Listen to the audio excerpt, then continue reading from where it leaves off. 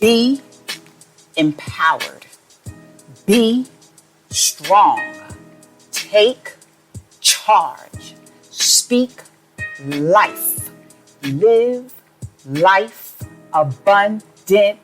Get with it now. You are now entering the chat room. Health Chat with Coach Jean, that is, where we debate, debunk, educate, empower, impart, and raise awareness on all things related to health, healing, and holistic well-being, body, mind, and spirit. Let's go.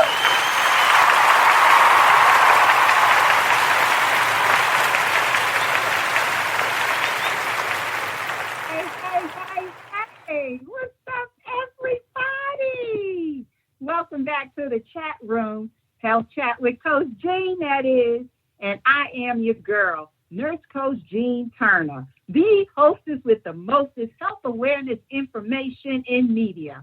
And I'm on a mission to empower, to inspire you to be a steward, a good steward over your health, your temple, and your entire being. Because health is more than just nutrition and exercise. Health is multidimensional. And imbalance in any one dimension or domain of wellness creates this harmony, creates an imbalance throughout our entire being. Health is a world view, and I, your girl, have a global health perspective. My mission extends beyond geographical boundaries.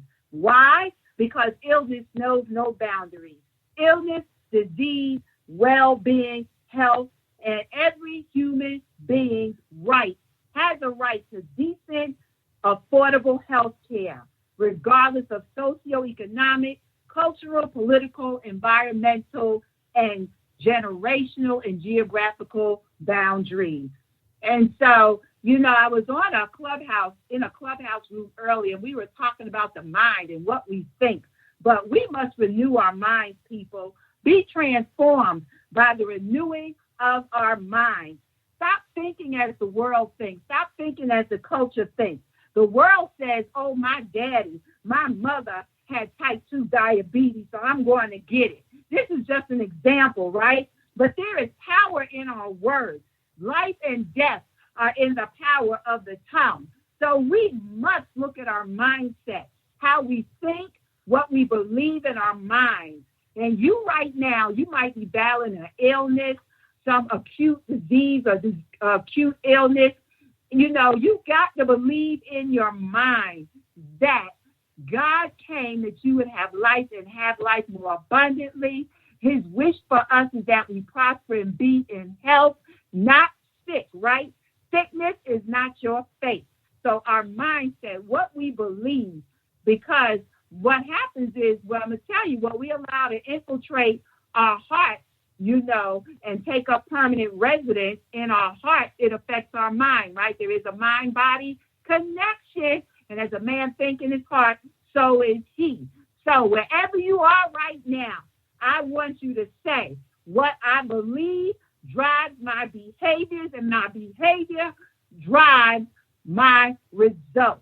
And so you want good results? You want good health outcomes? You want improved health outcomes? Better quality of life? Change your mindset. And so with that said, let us pray and get it popping, because my guest is waiting backstage. Most gracious Father, in the mighty name of your precious Son, we thank you for this this opportunity to share the gift of health, healing, and a holistic approach to wellness with these your people. And may something shared during this week's episode number 50, this milestone episode, may it bless every listener. Forgive us of our sin and cleanse us from all sin and all unrighteousness. Create in us a clean heart and renew a right spirit within us, O God. And may all experience your peace, your comfort, your joy, your love, health, healing, and happiness going forward. In your precious Son's name, I do ask and pray these things. Amen, amen, and amen. And so, look, I'm excited about this here, the 50th episode of Health Chat with Coach Jean, and I thank God. But look, My guest tonight, Joshua Zawadi, is the owner and founder of Melanated Daddy, a fatherhood and mental health advocacy platform that celebrates the parenting process and that also helps other men to unpack trauma so that they can heal and be intentional figures in the lives of their children. He is also the man behind Dad Doula and Dad Connect programs. These programs are open to expecting parents, both first-time parents and repeat parents, as well as to those looking to re-enter their children's lives. And we are going to hear more about these programs directly from him. My guest is also an Army veteran, husband, biological and bonus dad to 4 children. He is a lover of Christ and believes in community. He also identifies as a feminist. His passion of fatherhood is rooted in the belief that iron sharpens iron. So without further ado, Melanated Dad, Joshua, are you in the virtual building? Yes, ma'am. Yes, ma'am, I am. Thank you for having me. I appreciate it. Hey, great. How you doing tonight? It's another blessed night over here in the Zawadi compound. How are you doing? I'm wonderful. Thank you so much for joining me here in the chat room, yo. It's great to have you and to join me for this 50th episode, this milestone episode. And it's also our season finale. I'm honored that you gave me so many the ability to be on such a high profile episode. You know, I would have been okay with episode 42, but you gave me the big 50. So you know what, I'm excited to give the people what I have to give. Amen. Well, I'm excited to have you here. And so, you know, tonight's topic, this week's topic here in the chat room, I think is a very important topic. You know, this is the month, this is Men's Health Month, you know, according to the Health Awareness calendars, and it is also the month that we celebrate Father's Day. And that's, how fitting is that? You know what I'm saying? That's a big deal. And for you to put me on the platform in a month that's dedicated for us is a big deal. So I'm super excited. Yeah, well, look, you know, so tonight, you know, with our topic, we're taking a different approach to holistic health, healing, and well-being. And it goes beyond the individual, right? It extends to the family. And I, for one, Joshua, believe, according to the word, you know, that men are the head of our households under Christ himself, and that you all have the power to greatly influence the health behaviors of those within your household, which in turn affects the health outcomes of the family. And I mean from a holistic, whole person perspective. And so I want to go ahead and get started. And look, for our listening audience who may not be familiar with the doula profession, can you please enlighten and share, what is a doula? So a doula is someone who takes a holistic, or sometimes, depending on the patient, a spiritual approach to the aspect of preparing them for birth. So you have a midwife who deals with the medical side, or a nurse, or, you know, somebody who does the medical side, but a doula deals with everything else, holistically, spiritually, ensuring that you are prepared, that you have it your way, that you are able to bring life in a way that is pleasing to the birth plan that you and your partner have agreed upon. That is the job of a doula.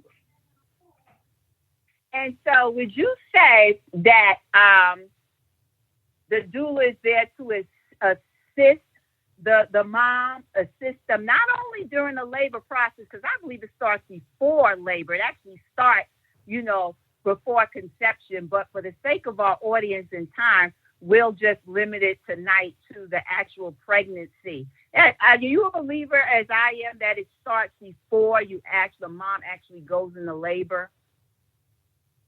That is the whole reason for Dad Doula.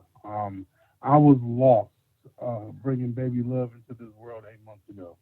And I was able to take my frustrations, take my loss, and take everything that I failed at, and was able to create a program so that fathers and non-birthing partners can understand that your reach as a father starts before the baby gets here. If you're not intentional, if you're not present from conception all the way through that process, you are giving that family and you're doing that woman a disservice. So yes, I'm a firm believer that a father is a father way before a baby gets here. Oh, I love that. I love that. So let's talk about Melanated Daddy for a second. How did it come about and what is the mission? That's an amazing question. Just to be frank, Melanated Daddy was my trials, my mistakes, my irritations, my everything with bonus parenting. So my wife has two beautiful children that I had nothing to do with conception of, but everything to do with the raising of. And then we have a child together. And so I created Melanated Daddy as a way to branch out with other fathers to show them my struggles, to get any advice, any tidbit, and then it turned into me being the one giving my testimonies on what I faced, so that anybody else facing can have a resource on how to get through it. So it started as a sounding board and became a platform for fatherhood around all spectrums, both bio fatherhood and bonus fatherhood. Oh, wow. I love that it's really a platform for dads to come together, right? And you learn from one another. You can vent to one another. So it's like a dad peer group. Exactly.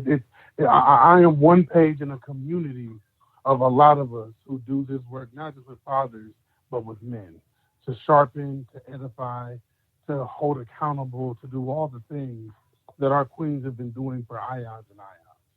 So yes, it's exactly that, a place for edification, for sharpening, and for another person to hear you without judgment. Wow. And that's needed today. I don't know if you're aware of this or if our audience is aware of this, but we are currently living in a world to where there is, I want to say 5 to 6 generations of family. My aunt, my last living relative from my mother and father, the last of their generation, she just turned 90 years young about 2 months ago. So when I think of her generation to the most current generation, and I don't know if that is, wise years, I don't know. I forget the name, but it's 6 generations living. So, with that said, I love that you said that it's for all men because, we, those of us who are baby boomers and beyond, and I just had this conversation with somebody, we can learn from the millennials. We can learn from the generations after us, as well as you all can learn from us. You know what I'm saying? So I like that. That is for all men. And so, yeah, I want to dive a little bit into, because you also, now, is this part of your Dad Connect programs, or that's something separate? Dad Connect is a whole separate entity that was started in an attempt to give, during the pandemic, a face-to-face connection to people who we've met through social media. So if I've met you through Melanated Daddy and you want to connect, you want to talk, you want to offload, Dad Connect was started at the beginning of the pandemic just to give you a safe space and a face-to-face version of Melanated Daddy through Zoom, so that you can know who you're talking to, know who you're connecting with, and feel connected in a different way. That's dope. That is so dope right there. And it is so timely and so very much needed. The whole birthing and reproduction and all of that has changed so much as when I was coming up. I'm a product. I was born in 1963. So growing up in the 60s and 70s, where men sat in the waiting area, in the waiting room with other members of the family, while the woman labored by herself, but those days are over, right?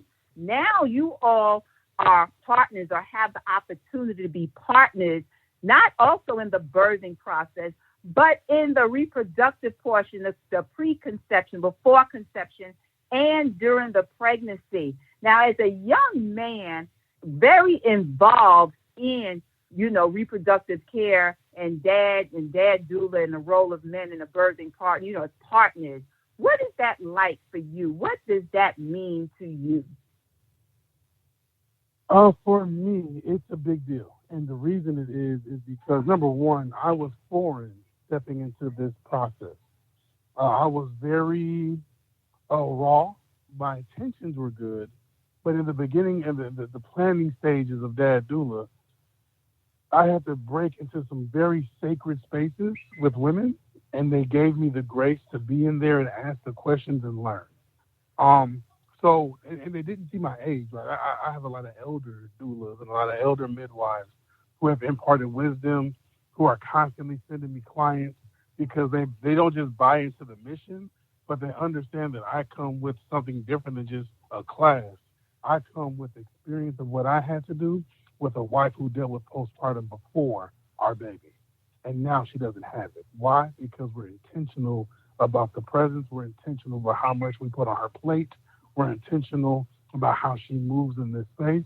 And I, excuse my French, am very overprotective of the amount of weight that gets put on my wife because I understand that people who've already had it are susceptible to have it again. So when you learn these things about your partner and you learn how to advocate and how to be intentional and how to do these things properly, and that's the key word, because a lot of us think we're doing something and we're not doing anything at all. When you learn how to do these things properly, the success rates of not just our queens, but our babies, our families, and everything else goes through the roof.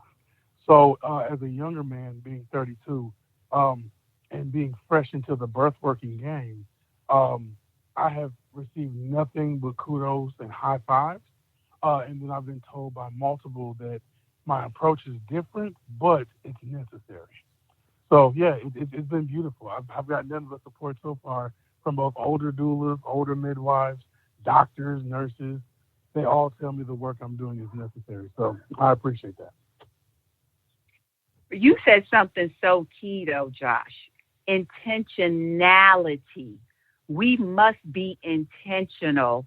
And week in and week out, I allude to that every week here on the podcast, because isn't that what, in general, we talk about health and wellness and well-being, body, mind, soul, and spirit in every dimension. It requires us to be intentional, not only intentional about what we eat, not only intentional about exercise and how we move, but we got to be intentional even with our thoughts, our mindset, in our relationships, right? I'm a firm believer, and I've said this before, that our children imitate us, imitate what they see us do. They say what they hear us say.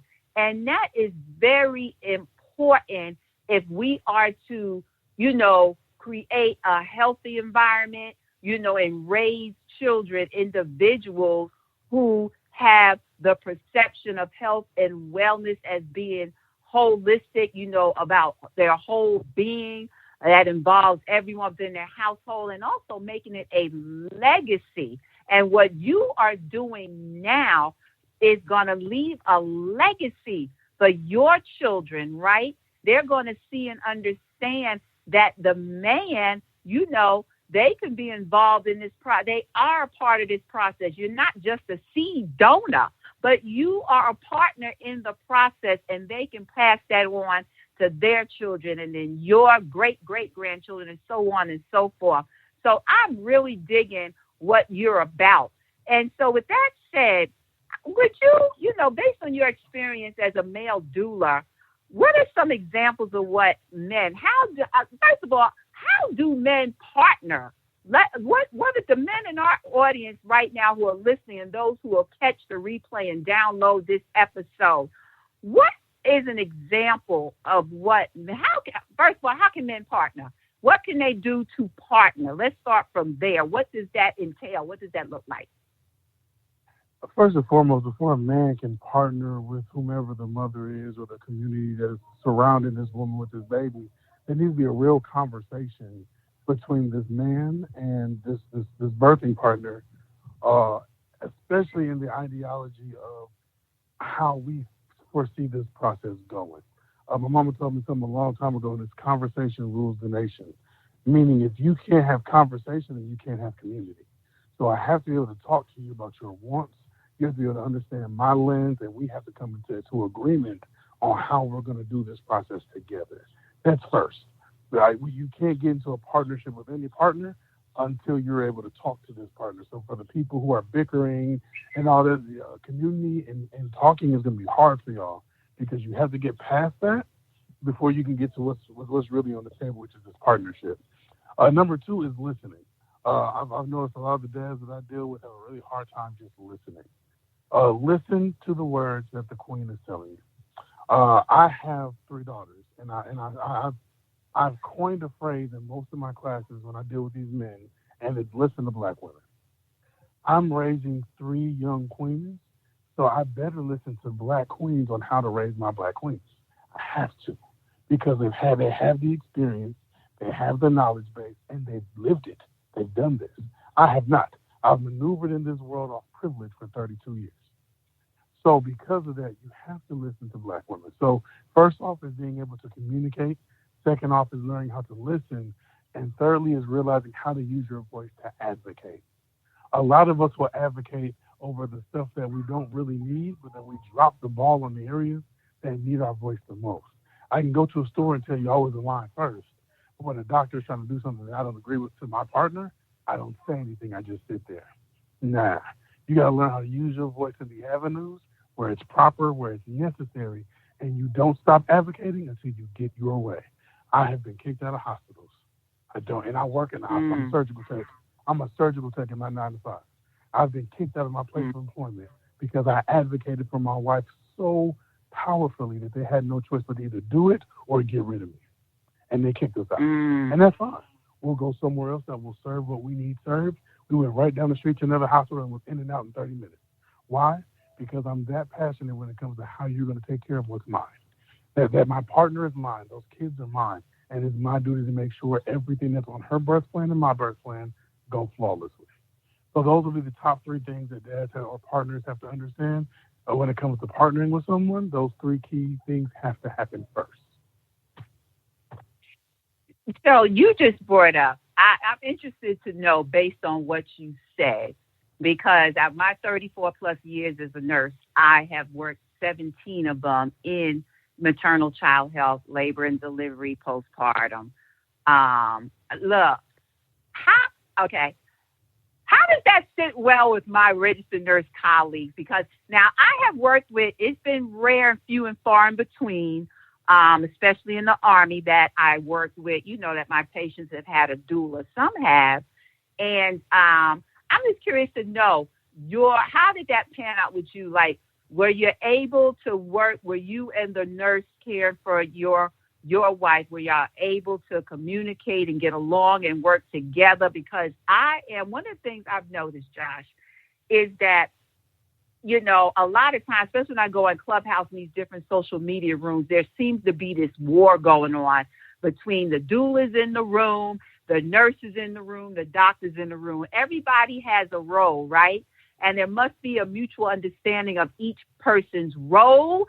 And, also that some people are like, you're a surgical tech, you work with nurses, we are licensed by the state. There's certain things we got to go by, liabilities and things like that. So how has that worked for you? What was your relationship like with the labor nurses? So for me, it's different. So I did a home birth. So the only time that I had to literally deal with nurses was either for ER visits or doctor visits for checkups on the baby during the process. Now, ER-wise, they either did one or two things. Because I've had maybe 4 ER visits as the father to this baby. And it was either you're going to catch on rather quickly and get what I need done, or you're not. And then I have to go into my 6'3", 300-pound voice and let you know that this is going to happen one way or another. So for one example, they tried to tell my wife she couldn't breastfeed in the ER during COVID. True story.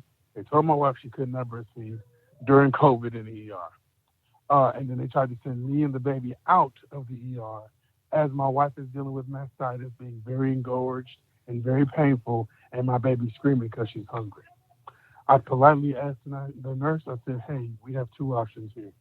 Option number one, you're going to allow my wife to feed this baby, and then we can go on with this procedure of trying to figure out what she needs for this mastitis. Or number two, you can deny us the feed. We will get up and walk out of here, and I will take care of this at home with natural remedies that my doula has already made for us to use.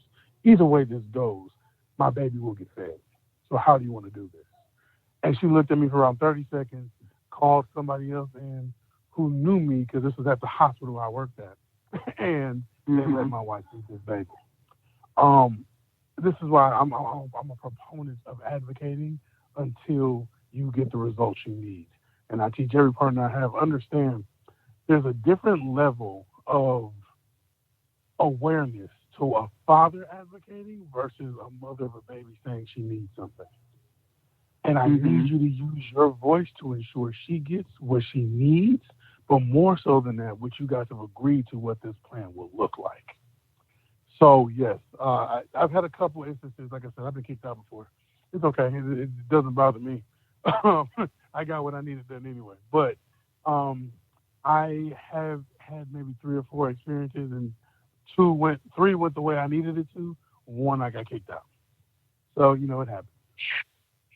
But you're not against, but I understand advocating, but you're not against, let's say me, for instance, I'm the nurse taking care of your wife and baby, and I see something going awry, that if we don't take care of it now, that it might end up in a way we don't want it to. So you're not against, I understand advocating, but you're not against, probably what needs to be done or a plan or intervention, as long as you are understanding the time is taken to explain to you the why we have to do it and why we have to do it now, why we have to do it this way. You just hit the baby in the head right there. It's the explanation piece. I don't want to hit the baby in the head. Okay, you hit the nail on the head. There it is. A lot of times we're not educating our patients as to the why, right? So, perfect example, when my wife had a baby before me, Pitocin was forced upon her. It wasn't asked. There was no knowledge base given behind it. Pitocin was just injected, as if it was an assumed, yes, just do it. To the point where now, when she got pregnant, baby, as long as there's no Pitocin, I'm cool. I don't know what that was, but it messed me up. I didn't bet. Got you. So we're not taking the time to educate our patients as to the why. So as long as the education piece is going forward, I am fully compliant with whatever that needs to be done, because I'm not a doctor. I'm not a nurse. You will see something with your test that I may not have any knowledge base on, and I'm okay with that. But you have to educate me and give me the choice. If you can't give me the choice and you can't educate me properly, I need you to get a colleague who can. Because you can't force stuff on people and just think we're going to just ride with it. No, education is elevation. We need to know. And if we know what's going on and we know the why, we're okay with it. Yes. Yes. And that's the point that I wanted to make, but I wanted to see where you were in your headspace. I, for one, am an advocate, and even now, I'm retired from the Army Nurse Corps. I still serve as a nurse in my holistic health nurse coaching program out in business. I believe we have to make sure that our patients and our clients understand why, because when a person understands the why, if you educate them as to the why, they're more apt to do it. You know what I'm saying? Then it doesn't have to be this tug of war between doula and labor nurse, or labor nurse and doula, or doctor and doula, or you know what I'm saying. And so we've got to educate. And that's one of the missions of Coach Jean, Health Chat with Coach Jean, is to bring the awareness and help, my listeners and those who I coach and educate, give them the why. Because too many times we enter into the healthcare arena, right? But no one's explaining to us the why. And not only are they giving us the why it's necessary, they're not showing or telling the how to achieve and maneuver so that you can get to where you want to get from a holistic health perspective, whether it's improved quality of life, whether it's healing, whether it's whatever it is, right? That's key. It's key. And so I'm sure that you help the dads, the men folk, to understand this. First, you got to be an advocate for your birthing partner. So based on that, what is some examples of what, the dads, the men can do during the pregnancy and during the labor and then during the postpartum period to support the partners? That's a beautiful question. I think first and foremost, it goes back to that birthing plan, right? So I'll tell a little bit of my story. I won't take too long. My wife was very traumatized with the idea of going into birth because in a hospital, let me change that, because of her past experiences, very noted. So my wife sat me down and she gave me her checklist on what she wanted the birth to look like. So, babe, if we can do it at home financially, we can do it, that's fine. If not, I want to feel secure and understood. I need you to know that I need you to show up and show out and be vocal so that my wants and needs go into consideration when it comes to everything we're doing. I said, bet, I got you. Let me jot this down and we're going to make it work, right? So then fast forward, that's what I did. So the first part of that communication, knowing what your partner's expecting, have a voice in the process, and be intentionally present in every stage of this process. A lot of men have been taught or have been trained or have this ideology that I'm not a daddy until this baby gets here. When in reality, your presence intentionally alleviates most of the stress that our queens have to go through just because you're present. And not just there, but I'm intentionally present. Every doctor visit, I brought a notebook. I took notes. I ask questions. You're going to talk to me. You may think you're just going to take this x-ray and then send me on my way. No, we finna talk. I need to know. I'm intentionally present, right? And that right there is key. So have that conversation with your partner, know what each other is expecting, but your presence intentionally is key.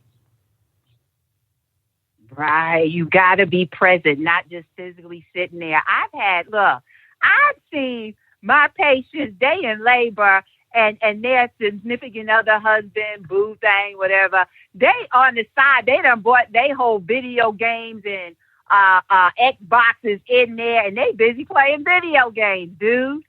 I have seen it all. It's like their mind is not there, and they think that, yeah, you're right. They think that they are not a partner and not dad until actually that baby is birthed into this world, when you are dad and part of the process even before conception. Because guess what? It's important that as the seed donor, that men are in the healthiest version of themselves that they can be. You know what I'm saying? Because men's health affects that seed that they done implanted in that womb. And then from there, the woman's womb health and so on and so forth. So look, now I'm going to tell you, I'm going to be honest, Josh, and we got a few more minutes. A lot of us labor nurses, although we're down with the birthing plan, we kind of like, oh my God, because you know why? I'm going to tell you my experience. We're an advocate. Well, let me talk about me, Coach Jean. I'm an advocate for my patients, but 9 times out of 10, when I've had a patient who came in labor with a birthing plan, had that birthing plan in their OB chart, everything that could go wrong went wrong. Little boo did not want to act right in utero during labor. And we had to kind of switch gears. You know what I'm saying? So it's just like a running thing in labor and delivery. We'd be like, oh no, because my experience is 9 times out of 10, we ended up in that OR for a stat or emergency section. So it's nothing against the birth. Like, I don't have nothing against birthing plans. I go according to birthing plans. But man, when baby starts doing some funky stuff in utero, and the way the baby speaks to us, you know, is by that fetal monitoring, right? So sometimes little baby boo in there flips the script. That's very But true. see, I That's very explain that to my patients. Yeah, but I explain that to my patients as I'm admitting them to the labor deck. So they know if I have to do something, they know little boo's acting up according to the monitor. But again, it goes back to being that advocate and explaining the why. And I do all of that on admission. So there's no question. No question. I just thought I'd let you know that. Let you know that. But look, during labor. I was going to say, you said it perfectly, because even though the birthing plan went awry, you still communicated. And that's the problem. If I tell you I want to have the baby standing up doing the splits in the air and we cannot do it, fine. But still give me the communication to let me know we've tried. This is just not an option for you today. And give me a voice in what's next. As long as we're doing that, guess what? Most of us won't have a problem with changing the birthing plan. I was prepared to have to go to the hospital if I had to. I was prepared for whatever else would come up. But luckily, it worked out the way it had to. We were fine. But had that happened, I would have had a nurse and a doctor who know me personally there who already knew my birthing plan. So as we got you, we know what you want. We'll do the best in our ability to make it happen. But if not, we'll communicate every step of the way. And that's all we're asking for. Right. And that's fair enough. That's all you can ask for. So because, a lot of people picture doulas, and I know the doulas that were, that my patients had, in their birthing process in the labor room with them, they're rubbing their back and doing these other things. So what are some ways that, Dad, what are some things Dad can do during labor and the postpartum period for their partner? During labor, and I only go off what I did because every patient is different, you have to talk to your partner. My partner wanted me to walk the stairs with her, so we did groin stretches going up and down the stairs at the house, and I was there for every step of that. We put on the right kind of music that she needed to hear, so we started with Jaheim, nice and slow, and then my wife wanted some Cash Money, so we put Cash Money on and let her get her dance on as we're stretching. Just being in tune with her body as much as I can be to let her know she's supported and let her know that I'm present. And then also during the laboring process, my wife labored standing on my feet.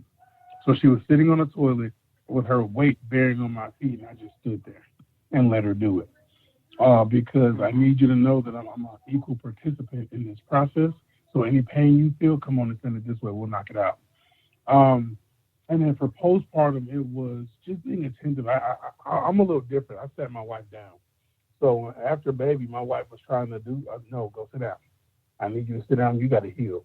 Stop trying to walk up and down stairs. You send me. You send the kids. We'll make it happen. You sit down. And it was so hard for my wife because she did the first two by herself. So she was trying to go back to snapback mode. Like, no, you need to sit down and heal. And it was a rough process for the first couple of weeks. But after she got into the mode of just sitting and chilling, it became very easy. So for fathers, is you need to advocate for both her and her in the birthing right. So advocate for her healing. Baby, sit down. Yeah. Baby, stop doing all that. You need to heal. You right. You shot a whole human being out. Go sit down. And being able to advocate for that part, even if we're going to go postpartum when it comes to the postpartum sex. Baby, we ain't ready yet. You need to heal. That's a real answer. You need to give it. Right. Because there's a pressure that at the 6-week mark, oh, I'm ready. No, you're not. It takes time. And so I had to advocate for that too. Like you have to be willing to say no so that your partner can be better. No, baby, you can't go downstairs. No, baby, you can't do this. I'll do it. I got it. No, baby, and you have to be okay with that. Because as women, they have been used to having to be superwomen so long that they think they have to do. No, you need to heal. Everything that needs to be done will get done. So those would be my tips. Look, and that superwoman is so 1990s, right? Look, keep that song and that mentality back in the 90s. I love it, Joshua. I love it because you hit on two key things. Yes, it's a healing process after you done birthed out a baby, right? And the mommy is so tired. That takes a lot out of a woman. You are tired for days. And also, look, but the perspective you gave, the mentality you have, the partner that you have been for your wife, you know, all of these things contribute to the postpartum period for the mommy, mentally and emotionally. She ain't have to worry about burning out.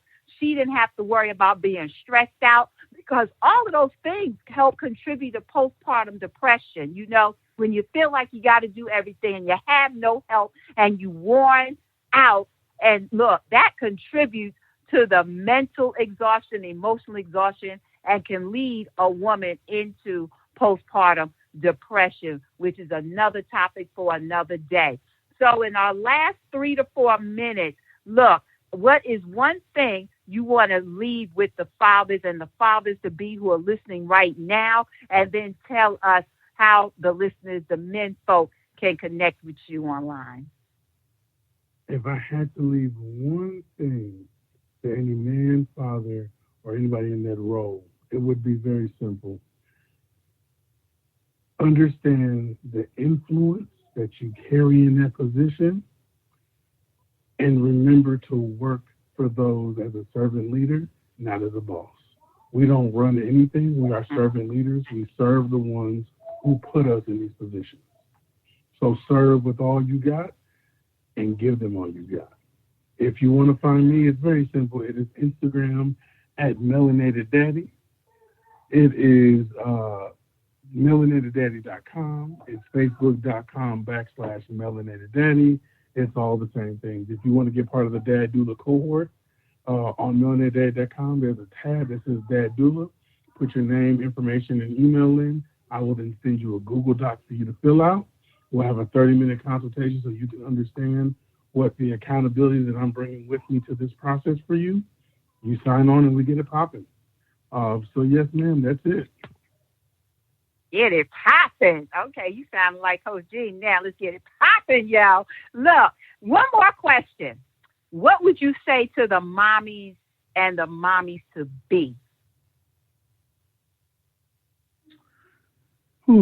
I make it a practice not to give too much advice to women on women things, because that is not my lane. But not on women's things, from a dad's perspective, so that they can know that dad is a partner in this as well, and they don't have to do it all. They're not by themselves.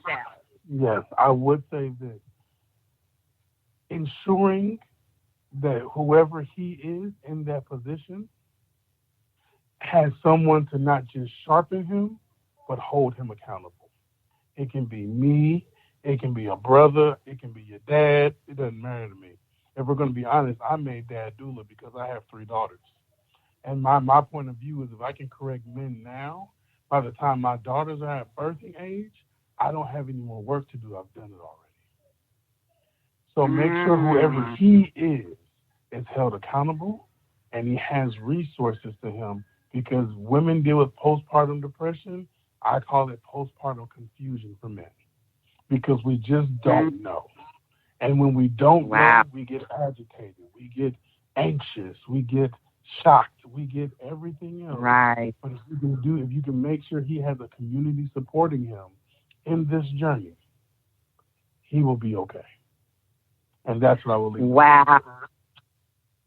You are so dope, Joshua, and I'm so glad that we met. We met on Clubhouse, and it's just been an honor and a privilege to have you joining me in the chat room this week for this 50th episode, oh my God, of Health Chat with Coach Jean Worldwide podcast. I want to thank you so much for joining me. And to you, our listening audience, look, you have heard my guests. Men, this is not the 80s or the 70s or the 60s, where back then you were the silent partner in the labor, pregnancy, labor, and delivery process. No, times have changed. Men, you are valued. And this OB nurse, you are welcome. From this OB nurse to you, you are welcomed into the labor room. You are welcome in the birthing process as a partner from conception throughout the postpartum and your child's life. And so, look, patient-centered care involves not only the care of, but the input of both mom and you, men folks, as her partner. Your questions are welcome. Your concerns and your input are valued, because pregnancy and childbirth is a partnership that begins even prior to conception. And so my guest tonight, Mr. Joshua Zawadi, he said it best. Look, don't be a silent partner in the growth and development of your child. Begin even before the conception. And I want to take this time right now. Again, thank you so much, Joshua, for joining me here in the chat room this week for this 50th episode of Health Chat with Coach Jean.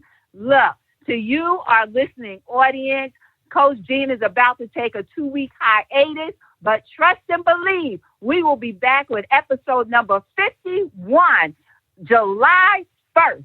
Yes. So look, your girl ain't going too far. I just need to take a little break because I got some things going on. But look, I will be back July 1st. But in the meantime, in between time, go to every major podcast platform and download Health Chat with Coach Jean, okay?